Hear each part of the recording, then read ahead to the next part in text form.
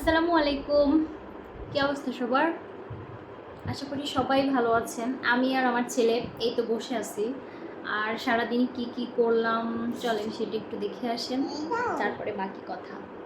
কারণ অনেক দিন কোনো ভিডিও আপলোড করা হয় না, তো ভাবছি যে আবার একটু একটু করে শুরু করব। কারণ রানিং না রাখলেও তো প্রবলেম, একদিকে মন দিতে গেলে আসলে আরেক দিকে হয় না। ঠিক আছে চলেন, আজকে একটু রান্না করব মুড়ি ঘন্ট। তাও আবার দেখতেছি ডাউল শেষ। ভাগ্যিস এই প্যাকেটটা ছিল, অনেক খোঁজাখুঁজির পরে পাইলাম। এটা এখন আবার উঠাতে হবে।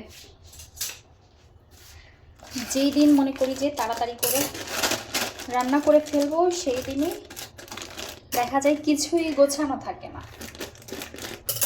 এটাই অবস্থা হয়। একটা কেচি কেনাও বহুত জরুরি। কেচিটা কাজ করতেছে না, কারণ রান্নাঘরের মোস্ট ইম্পর্টেন্ট জিনিস হচ্ছে কেচি। বিসমিল্লাহ।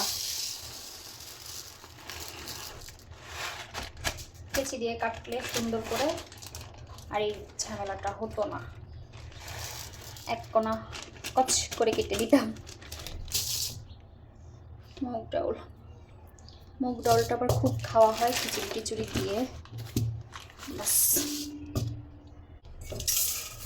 যেহেতু আমরা শুধুমাত্র দুইজনের জন্যই, আমি শুধু খাই, আরেকজন তো সেভাবে খায় না, তাই অল্পই নেব। বিসমিল্লাহ। যেন খেয়ে শেষ হয়ে যায়, বেশি নেওয়া যাবে না। জিনিস নষ্ট করতে একদমই ভালো লাগে না আমার।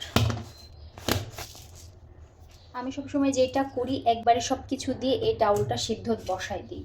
মানে একবারে সব মশলাপাতি, এবার আমি ভাজিও না, তাও ভালোই হয়।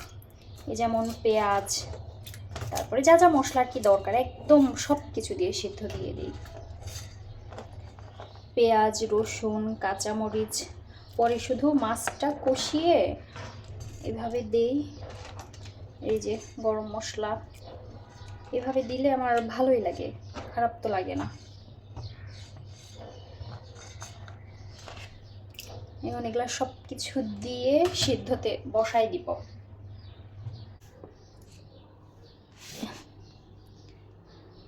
বিসমিল্লাহ বিসমিল্লাহ। এখন ইলেকট্রিকই ইউজ করি, যেহেতু আমার নতুন বাসায় কোনো গ্যাসের লাইন নাই, এই জন্য ইলেকট্রিক, রাইস কুকার, মানে সব কিছু নতুন সংসার। এখান দিয়ে আমি রুই মাছের মাথা সাথে একটা লেজও দিয়ে দিব। একটু মাছ বেশি হলে তো সমস্যা নেই, মাথা বেশ মাছটা বড়ই ছিল। এই মাথাটা আমি এভাবেই রেখে দিছি এটা খাওয়ার জন্য। চারপাশের অবস্থাও খারাপ, আমার বাচ্চাটা মাত্র ঘুমাই গেছে। এটা এখন পরিষ্কার টরিষ্কার করি। এদিকে ওইটাও সিদ্ধ হোক, আরও অনেক কিছুই আছে। তারপরে যে এটা হচ্ছে খেসারির শাক, বাড়ি থেকে পাঠানো, ফ্রিজে ছিল, এতটুকু ছিল। এটাও রান্না করব, মানে ভেজে ফেলবো। হচ্ছে আর আমি মাছটা পরিষ্কার করে নিচ্ছি।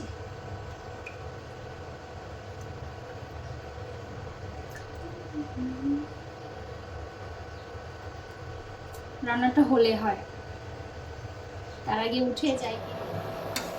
এটার বেশি কোনো লাগবে না ফুটতে, অল্প সময়ে হয়ে যাবে। আর ওইদিকে আমি এখন শাকটাও তেলে দিয়ে ফেলবো। শাকটাও চিপে নেওয়া আমার শেষ, এ পর্যন্তই নিছি, আর এতটুকু রেখে দিছি। এটা পরে আর কি খাবো আরেকদিন। এটুকু এখন তেলে হতে হতে আমি এটা আগে করে নিই। বিসমিল্লাহ বিসমিল্লাহ।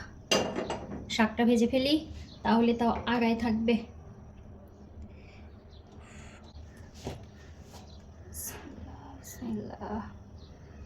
আমার কেন জানি এই শাক ভাজি মানে মজা হয় না, আমার কাছে তো এটাই মনে হয়।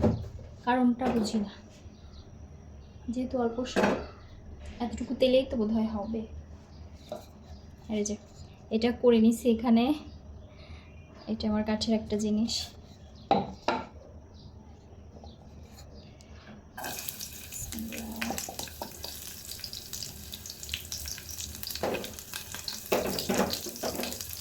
এত ছিটা ছিটি কেন করো ওরে বাবারে।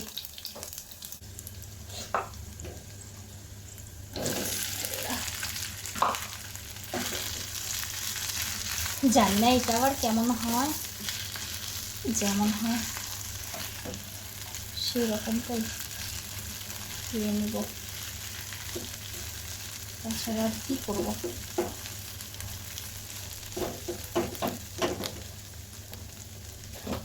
লবণ দেওয়া ছিল না তো, একটু লবণ দিয়ে দিই।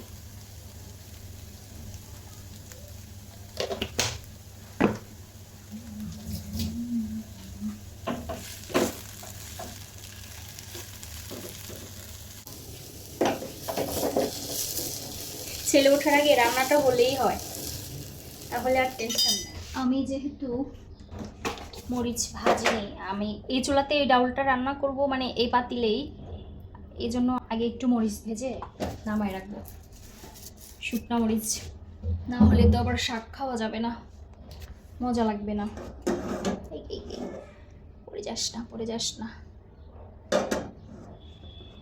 এই জন্য একটু শুকনা মরিচটা ভেজে রাখবো, বেশি না, 2-3টা। ফোনের নিচেই পড়ে আছে মরিচটা। বিসমিল্লাহ। এই মরিচটা আবার পানি আসলে কোথায় থেকে?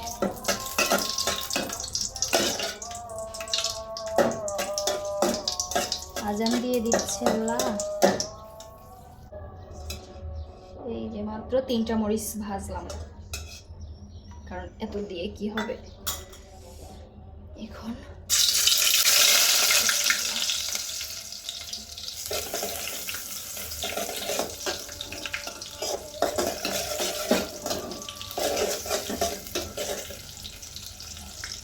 বাতাসে অবস্থা খারাপ, বাপরে বাতাস।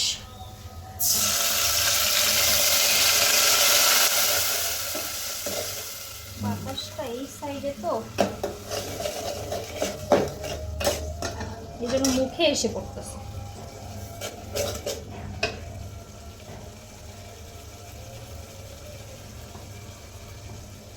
আমার ছেলে উঠে যাবে।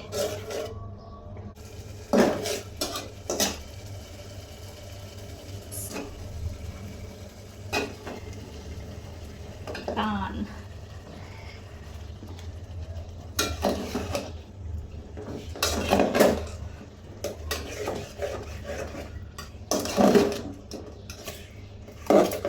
একটু কষানি দিয়ে ঢেকে দেব।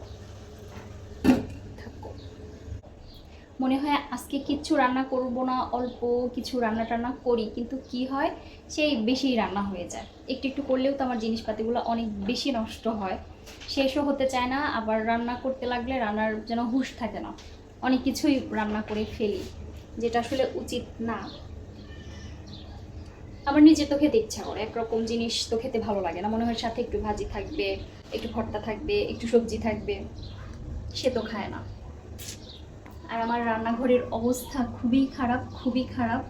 বাচ্চাটা উঠার আগে যদি রান্না টান্না শেষ করতে পারি তাহলে তো খুবই ভালো।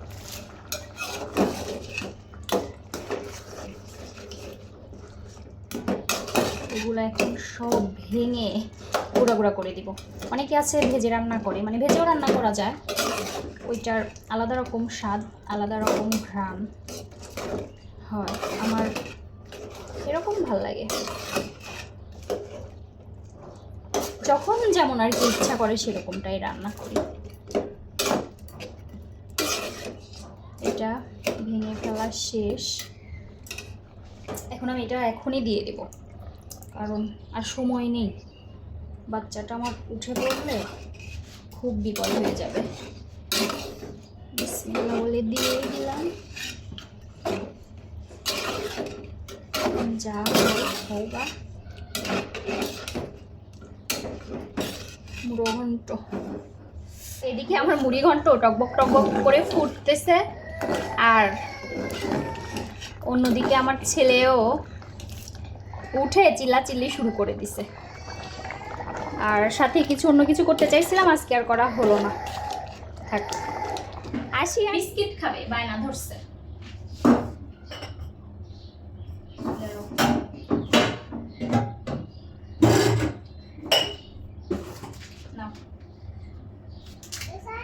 থ্যাংক ইউ বলো, থ্যাংক ইউ বলো, মাকে থ্যাংক ইউ বলো। Wow, thank you. আরেকটা স্যান্ডেল কোথায় রেখে দিয়েছো? খুঁজে পাচ্ছি না তো, বের করো তাড়াতাড়ি। কোথায় কোথায় আছে? এখানে আছে, এখানে। কোথায়? স্যান্ডেল কোথায়? ওখানে কি আছে? স্যান্ডেল কোথায় কোথায় রাখে কোন চিপা চাপার মধ্যে? আমি তো এই রুমটা আগেই একটু গুছায় রাখি, ওকে এই রুমে ঘুম পাড়ায় দেই। হ্যাঁ, তাড়াতাড়ি স্যান্ডেল খুঁজে বের করো। এখানে রেখেছো আরেকটা? এই চিপায় ফেলে দিয়েছো? দেখি তো সত্যি সত্যি কি না এখানে নিয়ে আসলো। সত্যি তো। দুষ্ট রে দুষ্ট, এই চিপার মধ্যে রাখছে, এই জন্যই তো এখানে নিয়ে আসতেছে আবার। হ্যাঁ, পড়ো পড়ো, তাড়াতাড়ি পড়ো, কোনো কিচ্ছু নোংরা করবে না। আমি কিন্তু সব কিছু গুছালাম হালকার উপরে। এইদিকে কিচেনটাও হালকা গুছায় মুছে ধুয়ে মুছে আসলাম। ভাতটাও হয়ে গেছে কমপ্লিট, দেখলাম হয়ে গেছে। এখন আমি গোসলে ঢুকবো। এই দিক দিয়ে নিচে টিচে সব কিছু ক্লিন করলাম, গোছালাম। আর আরও কিছু রান্না করতে চাইলাম, কিন্তু আর তো হলো না, শুধু শাক ভাজিটা করে নিচ্ছি আমার জন্য। হ্যাঁ পাপা, যাচ্ছি। আর সেই মুড়ি ঘন্ট, যে একটু অন্ধকার হয়ে গেছে তো এটা, এই জন্য খুব বোঝা যাচ্ছে। কত পাতলা নামালাম তাই কত ঘন হয়ে গেছে। আর আজকেও বাহিরে রোদ ছিল। সে ভাবছে তাকে স্যান্ডেল পরাই নিয়ে বাইরে যাব। আমি এখন বাইরে যাব না পাপা, মা এখন গোসল করবে। এই রুমের কি অবস্থা? এই রুমে শুয়েছিল, সে শোয়া থেকে উঠে চলে গেছে। পরে করব, আগে গোসল করে খাওয়া দাওয়া। আর আমি যে এই রুম হালকা করে গুছায়া এই রুম লক করে রাখি, আর ওকে ওই রুমে ঘুম পাড়ায় দিই। কারণ একটু একটা অ্যাটলিস্ট একটু মনের মতো জায়গা না থাকলে বিরক্ত লাগে। আর আজকে তো অনেক কাপড় চোপড়ও ধুয়ে দিছি, কিছু শুকায় গেছে উঠাইছি, আর এগুলা কিছু আছে। এই হয়েছে আজকের আমি, একদম কাজের মেয়ের মতো দেখা যাচ্ছে, কিছুই করার নাই। এখন গোসল করবো, একটু ফ্রেশ ট্রেশ হবো, তারপর খাওয়া দাওয়া। ফ্রেশ করে গোসল টোসল দেওয়া শেষ, এখন একটু খেয়ে নিতে হবে। আর যা গুছাইছিলাম আমার বাচ্চা সব কিছুই নষ্ট করে ফেলছে, কিছুই করার নাই। বাচ্চা কাচ্চা থাকলে এরকমই হবে। যাই এখন আপাতত একটু খাবার দাবারটা খেয়ে আসি। এই খাবার খাবি না? খাবারটা নিয়ে আসি। বাবা ওখানে বসে থাকবে, খাবার খাবে না? খাবে না? খেতে ইচ্ছা করে না? খেতে ইচ্ছা করে না? তোমার তো কখনোই খেতে ইচ্ছা করে না, দুষ্ট। চলো কিচেনে যাই, আসো, মার সাথে কিচেনে যাই, এসো। একটু ভাত নিয়ে নেই আগে, ক্ষুধাও লাগছে, সারাদিন সেভাবে কিছু খাওয়া হয় নাই। বিসমিল্লাহ। তুমি ভাত নেওয়ার আগেই লবণ খুঁজতেছো? লেবু কেটে রাখছি, ওটা নষ্ট করে না।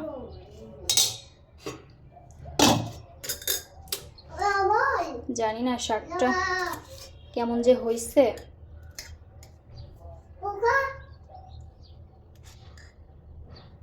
একটু খেয়ে দেখলে বুঝতে পারবো। আর মরিচ ভাজা না হলে তো শাক ভাজি জমবেই না। মরিচ ঝাল আব্বা, হ্যাঁ অনেক ঝাল, তোমারটা খেতে পারবা না। আর এই যে লেবু কিনছিলাম, এখন এই লেবুটা কেনার পরে দেখি একদম দেশি। এচ্ছি হাত দিচ্ছ কেন? দেশি লেবু, একদম সুন্দর ঘ্রাণ। যাই।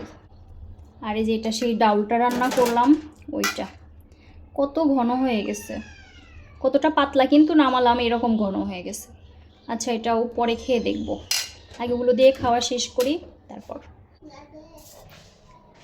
খাবারটা নিয়ে এখন একটু ঘরে যাই, ঘরে আরাম করে বসে তারপরে খাবো।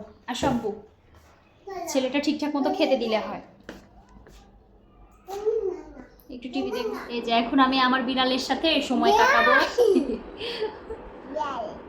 আর অবশ্যই জানাবেন ভিডিওটা কেমন।